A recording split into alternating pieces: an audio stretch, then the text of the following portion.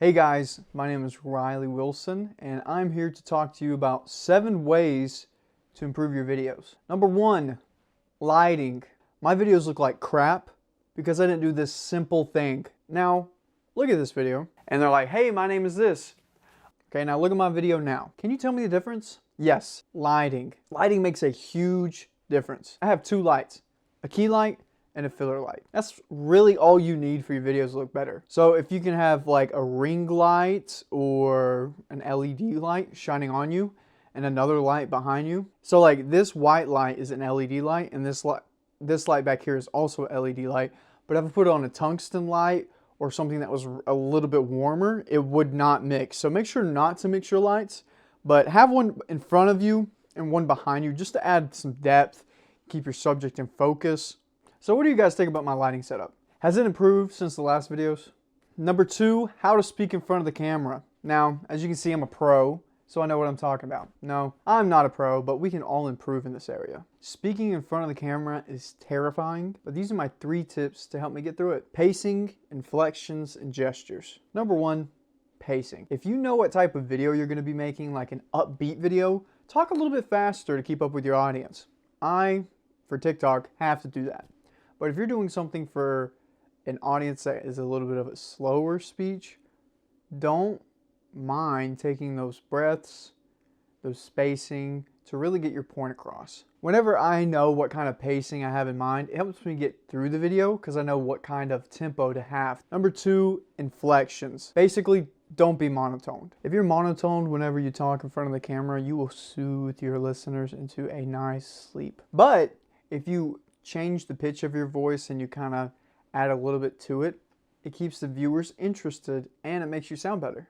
Number 3, gestures. Talk with your hands or with your body. Vanessa Von Edwards did a study on TED Talkers. She wanted to see which TED Talkers were more engaging than others. She observed that the most interesting TED Talkers used their hands around 600 times within an 18-minute time frame, and the least interesting TED Talkers use their hands around 272 times, both on average. Just talk with your hands. What tip helped you the most? My head is too big, and I think we should talk about this because I had to change my camera settings to fix this. Framing. Whenever you are doing a YouTube video or a TikTok video, framing is important. See, my YouTube videos, I like to have more space over here so I can add in text, graphics, and things like that. But with my TikTok videos, I need to be in this area so then I have a little bit of headspace, so whenever I zoom in, I'm not already up in their face. I can have that option to zoom in and out when I like. So next time you video, make sure to give yourself a little bit of a headspace and a little bit of space to the side in case you want to use graphics. If your videos sound like this,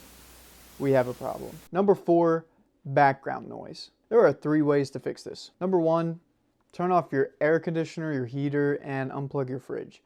I know that it sounds crazy, but there are small frequencies that are vibrating that we can't hear that our microphones tend to pick up. So whenever you eliminate that, it makes your video sound way more smoother. Number 2, invest in soundproofing your room. Basically foam things to put on your walls so your voice doesn't have an echo in the room that you're in.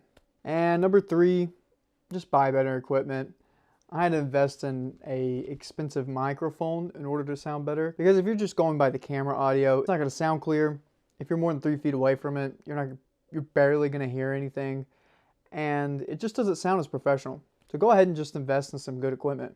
I personally film at night because it's a little quieter, but what's the best time of day to film for you guys? Number 5, eliminate filler words. Stop saying this if you want to sound more credible. You know, basically,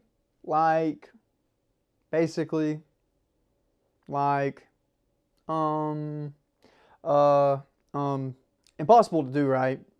I do it all the time whenever I talk.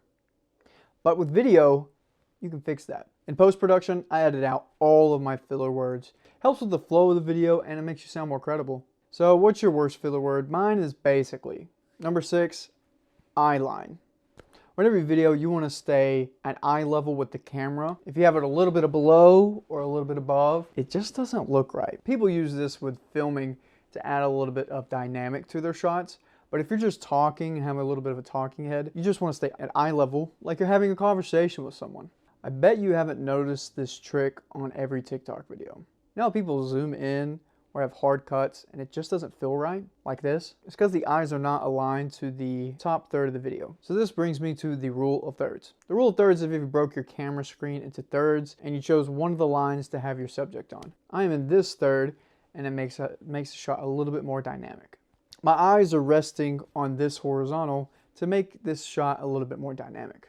As you're scrolling, keep noticing and seeing if people's eyes are lining up here or not. Number 7, call to action. I have fallen into this trick on TikTok, and so have you. At the end of videos, people tend to ask you to do something, either to like, comment, subscribe. This is called a call to action. They are everywhere. They're on websites, click here, posters, buy this, billboards, call here. A call to action is a small favor to ask your viewer that could turn into a client, a sale, or maybe a networking buddy.